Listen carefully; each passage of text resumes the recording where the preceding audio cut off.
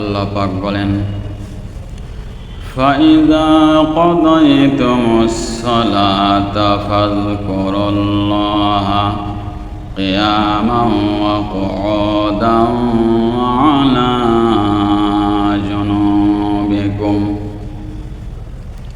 আল্লাহ পাক বলেন, তোমরা যখন নামাজ সম্পন্ন করো তারপরও তোমরা দাঁড়ানো অবস্থায়, বসা অবস্থায় ও শয়ন অবস্থায়ও আল্লাহ পাকের জিকির করো। অর্থাৎ সর্বসময় আল্লাহ পাকের জিকির করা। জিকির একা একাই করা যায়, কয়েকজন মিলে একত্র হয়েও জিকির করা যায়। জিকিরের বহু ফজিলত রয়েছে, যেমন হাদিস শরীফে আছে, যেখানে জিকির করা হয় সেই জায়গাকে রিয়াদুল জান্নাহ অর্থাৎ জান্নাতের বাগিচা বলা হয়। বলি সুবহানাল্লাহ।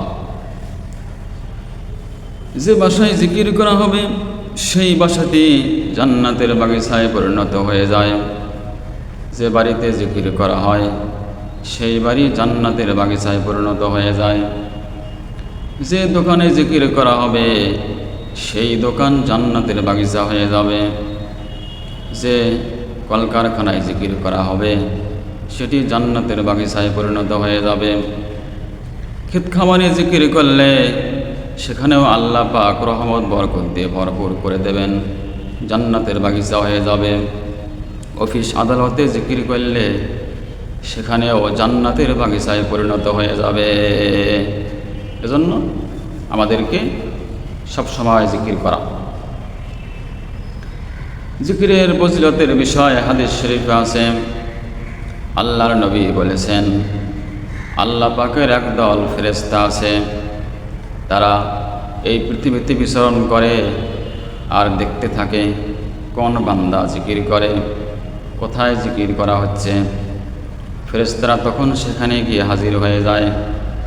ফেরেশতারা সেখানে সমবেত হয়ে জিকির শুনতে থাকে। শুধু তাই নয়, একজন ফেরেশতা আর একজন ফেরেশতাকে আহ্বান করে। এভাবে হতে হতে সেখানে এত ফেরেশতা হাজির হয়ে যায় যে জমিন থেকে শুরু করে আসমান পর্যন্ত পৌঁছে যায়। বলি সুবহানাল্লাহ। জিকির যখন শেষ হয়ে যায় ফেরেশতারা তখন আল্লাহ পাকের দরবারে চলে যায়। আল্লাহ পাক তখন তাদেরকে জিজ্ঞেস করেন, ফেরেশতারা তোমরা কোথায় গিয়েছিলে? ফেরেশতারা তখন বলে, আল্লাহ অমুক জায়গায় আপনার অমুক বান্দা, অমুক বান্দারা তারা জিকির করতেছে, আমরা সেখানে গিয়েছিলাম। আল্লাহ পাক তো সব কিছু জানেন, সব কিছু দেখেন, তারপরও জিজ্ঞেস করার কারণ কি? জিজ্ঞেস করার কারণ হচ্ছে জিকিরের ফজিলত বর্ণনা করা। বলি সুবহানাল্লাহ। এজন্য আমরা বেশি বেশি জিকির করব। সম্মানিত হাজিরিন, তারপর আল্লাহ রব্বুল আলামিন ফেরেশতাদেরকে বলেন, হে ফেরেশতারা, আমার এই জিকিরকারী বান্দারা আমার কাছে কি চায়? ফেরেশতারা তখন বলেন, আল্লাহ তাআলা আপনার ওই বান্দারা তারা আপনার কাছে ক্ষমা চায়। তাই বলে, হ্যাঁ আচ্ছা, তারা কি আমাকে দেখেছে? ফেরেশতারা তখন বলে, আল্লাহ তারা তো আপনাকে দেখে নাই, যদি তারা আমাকে দেখতে পেত তাহলে কেমন হতো? ফেরেশতারা তখন বলে, আল্লাহ তাআলা তাহলে তারা আরও বেশি বেশি আপনার জিকির করত আর আপনার কাছে বেশি বেশি তারা ক্ষমা চাইত। আল্লাহ পাক আবার বলেন, ফেরেশতারা তারা আমার কাছে আর কি চায়? ফেরেশতারা তখন বলেন, আল্লাহ তাআলা তারা আপনার কাছে জাহান্নাম থেকে পরিত্রাণ চায়। আল্লাহ পাক বলেন, তারা কি আমার জাহান্নাম দেখেছে? ফেরেশতারা বলে, না, তারা তো আপনার জাহান্নাম দেখে নাই। আল্লাহ পাক বলেন, তারা যদি আমার জাহান্নাম দেখতে পেত তাহলে কেমন হতো? তখন ফেরেশতারা বলেন, আল্লাহ তাহলে তারা ওই জাহান্নাম থেকে মুক্তির জন্য আরও বেশি বেশি করে আপনার কাছে প্রার্থনা করত। আল্লাহ পাক আবার তাদেরকে জিজ্ঞেস করেন, হে ফেরেশতারা, আমার এই বান্দারা আমার কাছে আর কি চায়? তখন ফেরেশতারা বলেন, আল্লাহ তাআলা আপনার এই বান্দারা তারা আপনার কাছে জান্নাত চায়। তারা কি আমার জান্নাত দেখেছে? না, দেখে নাই। আচ্ছা, তারা যদি আমার জান্নাত দেখত তাহলে আর কি অবস্থা হতো তাদের? তখন ফেরেশতারা বলে, আল্লাহ তাআলা, তাহলে তারা ওই জান্নাত পাওয়ার জন্য আরও বেশি বেশি আপনার কাছে প্রার্থনা করত। আল্লাহ পাক বলেন, ফেরেশতারা শোনো, যে বান্দারা আমাকে না দেখেই আমার হুকুম পালন করে, আমার জিকির করে, আমার কাছে ক্ষমা চায়, ফেরেশতারা শোনো, আমি আল্লাহ আমার এই জিকিরকারী বান্দাদেরকে ক্ষমা করে দিলাম। সুবহানাল্লাহ। তারা আমাকে না দেখেই, আমার জাহান্নাম না দেখেই, তারা জাহান্নামের ভয়ে, জাহান্নামের শাস্তির ভয়ে তারা আমার কাছে জাহান্নাম থেকে পরিত্রাণ চায়। ফেরেশতারা, তোমরা সাক্ষী থাকো, আমি আল্লাহ ওদেরকে জাহান্নাম থেকে পরিত্রাণ দিয়ে দিলাম। সুবহানাল্লাহ। আল্লাহ পাক বলেন, হে ফেরেশতারা, আমার বান্দারা আমাকে না দেখেই তারা আমার বন্দেগী করে, জিকির করে, আমার জান্নাত না দেখেই তারা জান্নাত পেতে চায়। ফেরেশতারা, তোমরা সাক্ষী থাকো, আমার এই বান্দাদের নসিবে আমি আল্লাহ জান্নাত লিখে দিলাম। বলি সুবহানাল্লাহ। এজন্য সবসময় জিকির করা। অনেক বান্দাকে দেখা যায়, অনেক লোককে দেখা যায় যে এখানে ওখানে বসে তারা আজে বাজে কথা বলে, অশ্লীল কথা বলে, গালিগালাজ করে, গীবত শিকায়াত করে। এগুলো পাপ, এগুলো করা যাবে না। কি দরকার এগুলো করে সময় নষ্ট করার? দরকার নাই, এগুলো পাপ। আর জিকির করা পাপ না, সওয়াব। জিকির করা সওয়াব। এজন্য আমরা সব সময় বেশি বেশি জিকির করব। সম্মানিত হাজিরিন, সব সময় বেশি বেশি জিকির করা, সকাল সন্ধ্যায় আরও বেশি বেশি জিকির করা।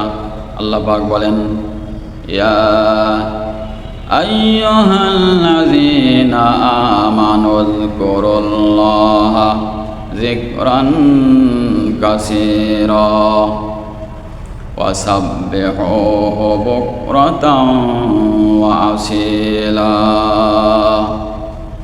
হে ইমানদারগণ, তোমরা সকাল সন্ধ্যা আল্লাহ পাকের বেশি বেশি তাসবিহ, প্রশংসা, গুণগান করো, আর বেশি বেশি আল্লাহ পাকের জিকির করো। বলি সুবহানাল্লাহ। এজন্য সকাল সন্ধ্যায় বেশি বেশি আল্লাহ পাকের জিকির করা। এই দুই সময় কেন বেশি বেশি জিকির করার কথা বলা হয়েছে? হাদিস শরীফে আছে, মাগরিবের পরে ও ফজরের পরে এই দুই সময় আল্লাহ পাক বান্দার রিজিক বন্টন করেন। বান্দার যা প্রয়োজন এটি আল্লাহ পাক নির্ধারণ করেন। এজন্য এই দুই সময় বেশি বেশি জিকির করা। কিতাবে আছে মাগরিবের পরে 1 ঘন্টা ও ফজরের পরে 1 ঘন্টা সময় জিকির করা, তাসবিহ তাহলিল পাঠ করা। জিকির শব্দের অর্থ হচ্ছে আল্লাহ পাককে স্মরণ করা। নামাজটাও জিকির, কোরআন মাজিদ তেলাওয়াত করাও জিকির, আল্লাহ পাককে স্মরণ করা জিকির, দোয়া করাও জিকির, আল্লাহ পাকের নামসমূহ জপ করাও জিকির। যেমন আল্লাহ পাক বলেন, কুল উদউল্লাহা বিদউর রহমান আইয়ামান তাদউ ফালাহুল আসমাউল হুসনা। নবীজি, আপনি বলে দিন, তোমরা আল্লাহ বলে ডাকো আর রহমান বলে ডাকো। আল্লাহ পাকের সুন্দর সুন্দর সিফতি নাম, গুণবাচক নাম 99টি রয়েছে। তোমরা যে নামেই তাকে ডাকো না কেন, সেগুলি কতই না চমৎকার। বলি সুবহানাল্লাহ। এজন্য আল্লাহ পাকের নামের জিকির করাটাও এটাও প্রমাণিত। আল্লাহ পাকের 99টি নাম, এতগুলো নাম কেন? এর কারণটা কি? অবশ্যই কারণ আছে। বান্দার যে সমস্ত হাজাত প্রয়োজন, এই নামগুলির ভিন্ন ভিন্ন অর্থ রয়েছে। বান্দার প্রয়োজন অনুযায়ী সেই নাম ধরে বান্দা আল্লাহ পাককে ডাকবে, আল্লাহ পাকের জিকির করবে, আল্লাহ পাক অবশ্যই বান্দার আহ্বানে সাড়া দেবেন। এজন্য এই নামগুলির অর্থ জেনে নেওয়াটা ভালো। যদি কারোর অর্থ জানা না থাকে তাহলে শুধু আল্লাহ আল্লাহ জিকির, লা ইলাহা ইল্লাল্লাহ জিকির করলেও চলবে। কারণ এই দুটির মধ্যে সব কিছু রয়েছে। নিয়ত করে জিকির করা, তারপরে আল্লাহ পাকের কাছে দোয়া করা। জিকির আমরা যখন জিকির করব, এই জিকির করার নিয়ম আল্লাহ পাক জানিয়ে দিয়েছেন। আল্লাহ পাক বলেন, ওয়াযকুর রাব্বাকা ফি নাফসিকা তাদাররুআন ওয়া খিফাতান ওয়া দুনাল জাহরি মিনাল কওল। তোমরা অন্তরে ভয় ভীতি নিয়ে কান্নারত অবস্থায় চুপে চুপে অথবা সশব্দে তোমার রবের তুমি জিকির করো, তোমার রবকে স্মরণ করো। এজন্য এই নিয়মটা মেনে চলতে হবে। অন্তরে ভয় ভীতি নিয়ে কান্নারত অবস্থায় কান্না কান্না ভাব নিয়ে কখনো জোরে কখনো আস্তে মনে মনে জিকির করা পরিবেশ অনুযায়ী। কোথাও হয়তো লোকজন নামাজ পড়তেছে না, ঘুমিয়ে আছে, সেখানে জোরে জিকির করা। যেখানে লোকজন ঘুমিয়ে আছে বা নামাজ পড়তেছে, অন্য ইবাদতে আছে, তখন সেখানে মনে মনে জিকির করা। এরকম ক্ষেত্র বিশেষে পরিবেশ অনুযায়ী জোরে অথবা আস্তে জিকির করা। আমরা একটু জিকির করি, সুবহানাল্লাহ, আলহামদুলিল্লাহ, লা ইলাহা ইল্লাল্লাহ, সুবহানাল্লাহ, আলহামদুলিল্লাহ, লা ইলাহা ইল্লাল্লাহ। আল্লাহর জিকির করে যারা প্রিয় বান্দা হবে তারা, প্রিয় বান্দা হবে যারা জান্নাতে প্রবেশ করবে তারা। লা ইলাহা ইল্লাল্লাহ, লা ইলাহা ইল্লাল্লাহ, সুবহানাল্লাহ, আলহামদুলিল্লাহ, লা ইলাহা ইল্লাল্লাহ, লা ইলাহা ইল্লাল্লাহ, লা ইলাহা ইল্লাল্লাহ, মুহাম্মাদুর রাসূলুল্লাহ সাল্লাল্লাহু আলাইহি ওয়াসাল্লাম। এজন্য আমরা বেশি বেশি জিকির করব। জিকিরের বহুত ফজিলত রয়েছে।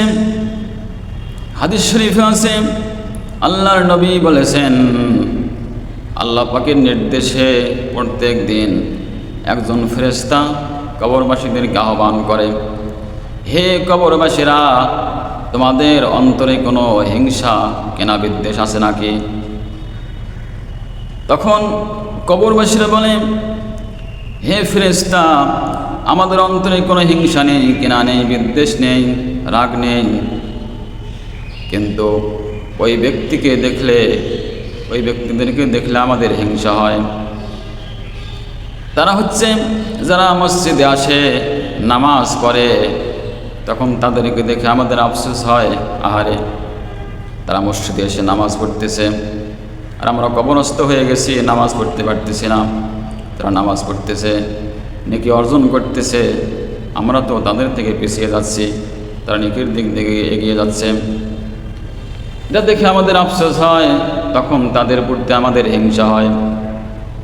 যারা রোজা রাখে তাদেরকে দেখে আমাদের আফসোস হয়, আহারে, আমরা তো তাদের থেকে পিছিয়ে গেলাম, তারা রোজা পালন করতেছে, তারা বেশি বেশি নেকামল করতেছে।